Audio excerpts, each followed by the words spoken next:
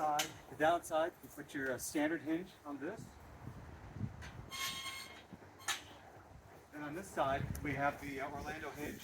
Standard hinge on top, the Orlando hinge on the bottom. Very easy to install.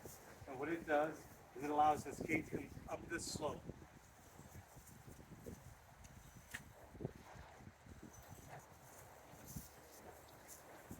Show you one more time. It's going up the slope. Come back down.